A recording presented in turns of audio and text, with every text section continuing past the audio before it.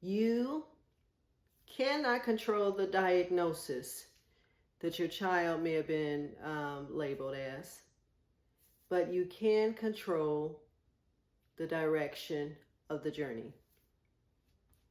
And I want to showcase so many reasons that I say that. My daughter was born in 1995, so that's 30 years ago, with a rare genetic disease called trisomy 8 mosaic. And so she was born failure to thrive, and she was not to live. She was supposed to be a vegetable. We began to work with her. And yes, she had cognitive delays. She had speech development limitations. She had physical mobility limitations. She had several things going on with her. But even still, with me and my family helping her, we were able to create a framework that allowed her to thrive. So the first part of that was her education. Now, she was not thriving in the school system. In fact, she was sick a lot. And so I resigned from my job and I brought her home. That's when she was 7 going on 8. Brought her home and homeschooled her up through till she graduated.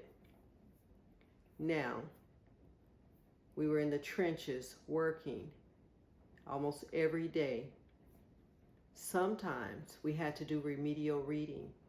Sometimes we had to do remedial writing. Sometimes we had to do remedial math. And all that is going over something again and again and again, and sometimes at the same level. And then sometimes we could move a little bit higher to challenge her, and then going over that again and again. And I remember one year we had went over the same material and we really hadn't made a lot of progress.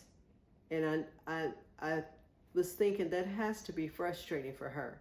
But yet, even through that, not that she had a lot of joy, she would tickle me because she would literally, I would have her read something and then she count the number of more pages she had to read because she really didn't want to do it, but she was nice about it.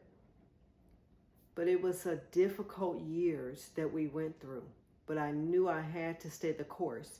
And there were periods of time when I was on the floor reading stories with her, or we were sitting at her desk and we were going through math and counting, or we were working on writing, that I prayed for patience.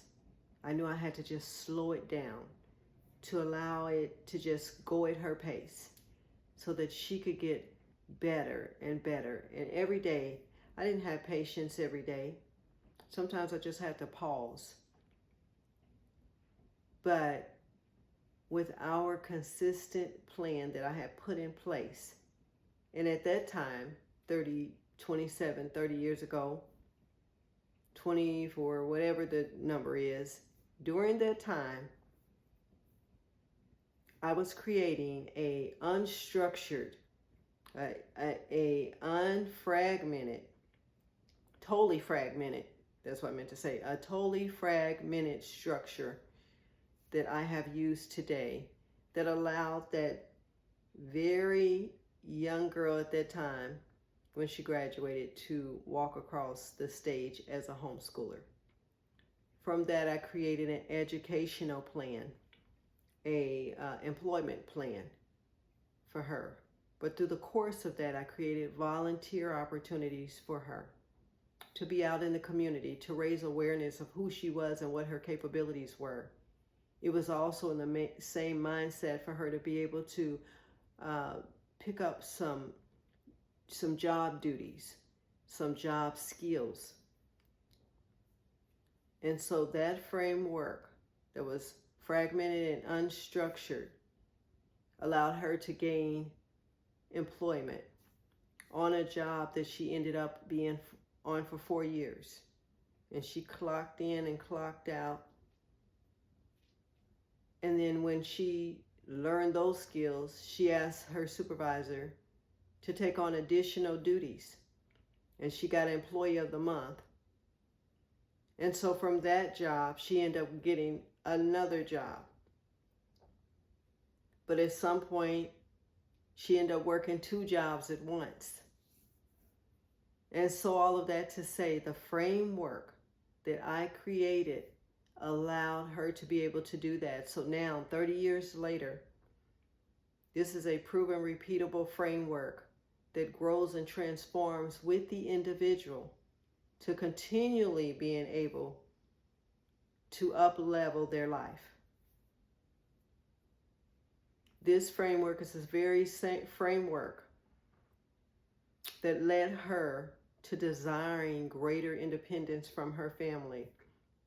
It was her that came to us and told us that she was ready to move out on her own. She wanted her place.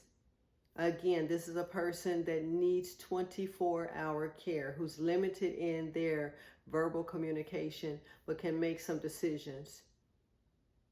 And so we weren't afraid when it came time for her to be able to make that transition, because we knew she was ready. And we were at the point that we wanted to see her be able to live her life to the fullest, and us be able to witness that and support her through it. We were her support circle. And so we started the paperwork and the process to transition her to her own home. And again, we relied on the framework at that time that I had begun to develop, and that I had accidentally realized that I had created such a successful path with the help of God to help her have a successful and a more fulfilling life. This same framework allowed her to go into a home, to go to her day program every day, and to live in that home for a year without supports, in which she thrived. With supports, and she thrived in it. While she was in the home in her day program, she shredded medical records for a hospital in her day program, which she absolutely loved. And I point it all back to the framework that I created. And at that time, and up until that time, until last year, that framework, I used it and it worked. That framework was in fragments. I've used it over the years for this family, and for that family, and for that family, and it worked. It was totally unstructured, and it worked. It got results. Now I have refined that framework to make it the best that it can be, to be able to serve any family with any child with any medical complexities.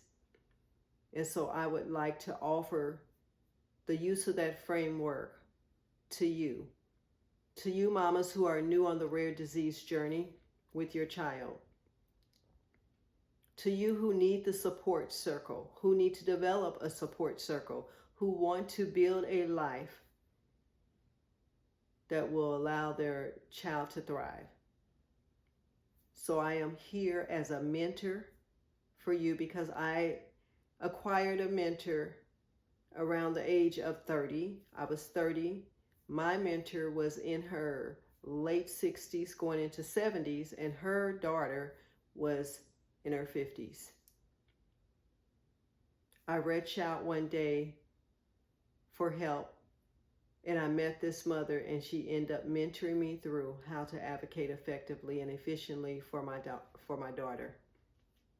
And so I don't mind being a mentor and to pour into other moms who are in the same predicament as me, having a child that has rare disease or medical complexities. And so check the description box, the community tab if it's on YouTube, or check my bio for a link that's going to point you to the next live training. The next live training in order to learn more about my framework. You won't be disappointed.